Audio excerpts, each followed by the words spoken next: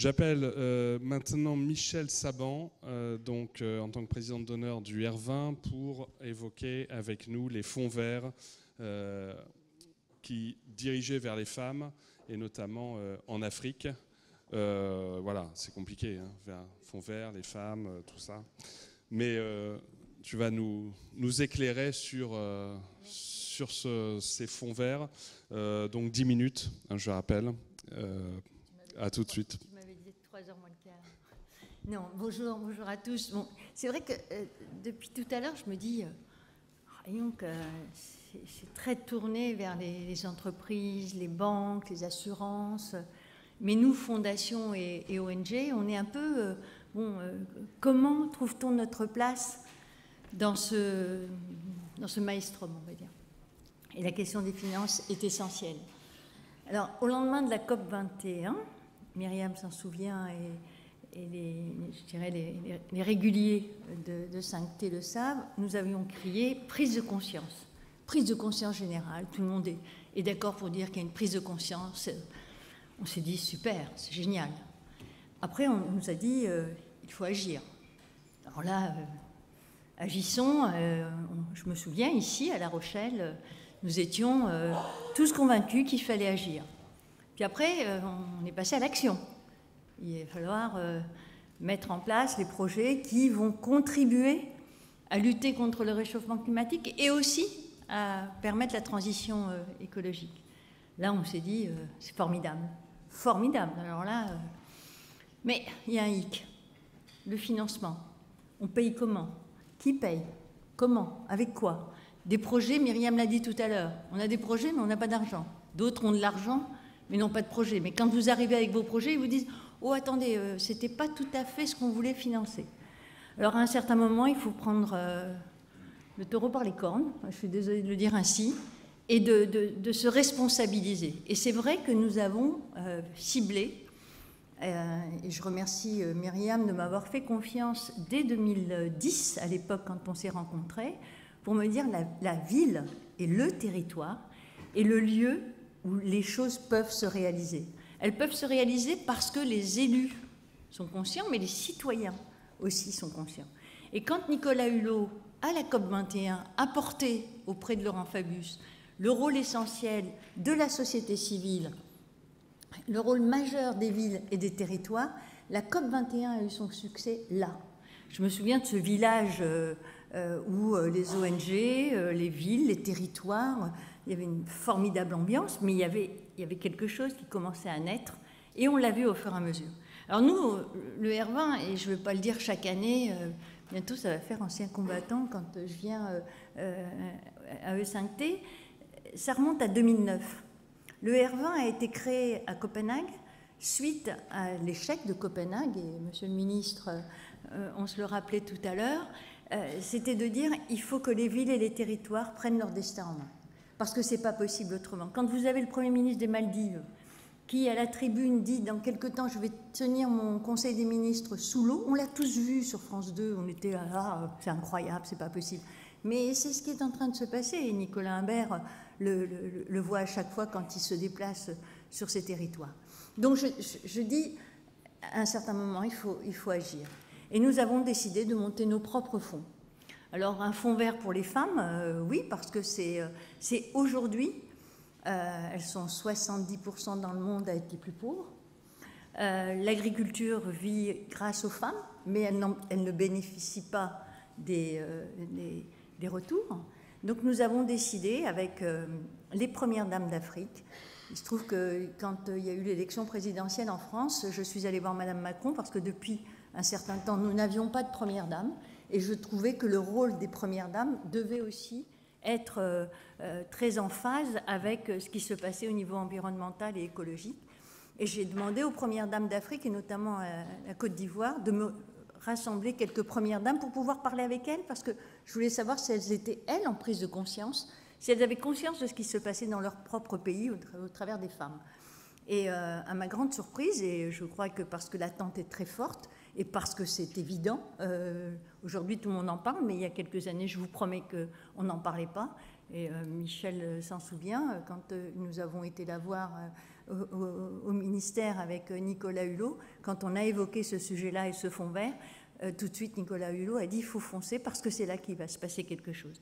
Et qu'est-ce qu'on voit aujourd'hui? Dans l'agroforesterie, ce sont les femmes. Dans l'agriculture, ce sont les femmes. Aujourd'hui, dans les énergies renouvelables, et on le voit de plus en plus, les mamas solaires en Inde, c'est grâce aux femmes indiennes qui forment des femmes d'Afrique pour pouvoir monter elles-mêmes le matériel dans leur pays. Donc il y a des choses qui se passent. Ce fonds vert sert à ça. Nous avons lancé des appels de fonds et j'entendais tout à l'heure beaucoup d'intervenants disant que bon, pour les levées de fonds, c'est compliqué, mais je vous le confirme, c'est encore plus compliqué pour nous, ça je vous promets. Et donc nous avons, avec nos référents qui sont un peu partout dans le monde, puisque nous avons aujourd'hui 1500 régions membres du R20, fait en sorte d'organiser des levées de fonds. Donc ça, ce sont pour les femmes, avec des projets d'agroforesterie. Le premier a été fait à Odiéné en Côte d'Ivoire, où nous aurons en 5 ans une création de 2500 postes en direction des femmes, parce que nous nous sommes rendus compte que les femmes en Afrique n'ont pas le droit, et je ne sais pas si tu te souviens Myriam, mais la ministre de Côte d'Ivoire qui était venue il y a 2 ans l'avait dit, elles n'ont pas le droit pour des raisons ancestrales, traditionnelles, culturelles, aux terres agricoles. Par contre, les forêts appartiennent aux régions. Et comme les régions de Côte d'Ivoire sont membres du R20, nous avons demandé au président de région de faire en sorte que ces femmes puissent bénéficier de ces forêts pour faire de l'agroforesterie. Aujourd'hui, c'est du gingembre à Odiéné, mais demain, ça sera une autre culture dans une autre région de Côte d'Ivoire et voire même dans d'autres pays d'Afrique. Alors après, il y a un fonds vert que le R20 a mis en place au niveau de son siège international qui s'appelle SNCF for Africa. Ça n'a rien à voir avec le TGV de ce matin, je vous rassure. C'est Subnational Fund for Climate. C'est ce fonds qui participe à financer 100 projets qui ont été répertoriés un peu partout dans le monde. C'est vrai que l'Afrique est très ciblée parce qu'elle est en attente. Et ce fonds a été signé à Vienne, en Autriche, lors du sommet du R20 au mois de mai. Et il sera complètement mis en place à New York lors de la Climate Week avec le secrétaire général de l'ONU et les financiers qui ont participé. Alors pour vous dire qui sont les financiers, l'Afrique a besoin de projets. Vous avez aujourd'hui des hommes et des femmes en Afrique qui sont très riches. Nous les avons sollicités parce que nous ne voulons pas de fonds publics de pays parce qu'on ne sait pas exactement d'où ça vient, donc on préfère passer par le privé. Et nous avons sollicité ces gens. Et à notre grande surprise, nous avons eu des financements venus de personnalités africaines argentées, qui sont aujourd'hui des financiers reconnus et connus, qui ont financé ce fonds. Et nous allons certainement annoncer les 100 projets élus, parce que nous en avons reçu plus de 500, les 100 projets élus. Et pour ma part, j'ai souhaité que 10% de ces projets soient réservés à des femmes. Voilà un peu comment nous fonctionnons. Pourquoi la question des finances, il faut arrêter de dire que c'est pas possible, on a un problème de financement. Non, il n'y a pas de problème de financement. Je crois que c'est Pierre Rabhi qui parlait du colibri.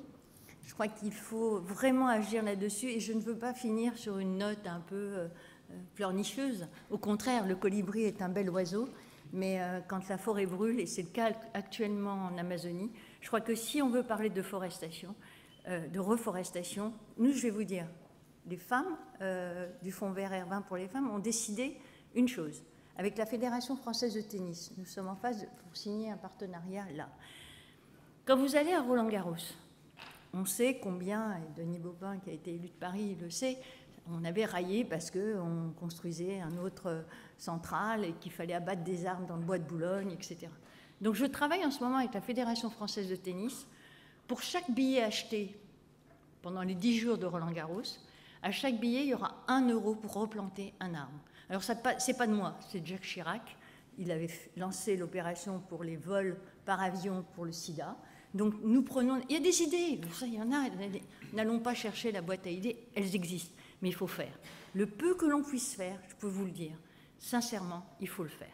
Merci. Merci. Voilà. Je voulais juste m'assurer que Jean-Pascal, Michel avait entendu qu'on avait besoin de planter des arbres. En tout cas, voilà la clôture de l'atelier. Ce qui est génial avec l'université 5T, c'est qu'après chaque atelier, chaque table ronde, on repart un peu plus optimiste. Et je crois que là, encore une fois, je repars très optimiste parce qu'il y a plein de petites idées, plein de grands projets. Et tout ça, ça fait que ça va quand même marcher un jour. Et donc, je laisse la place maintenant à Michel Papalardo pour la suite des festivités.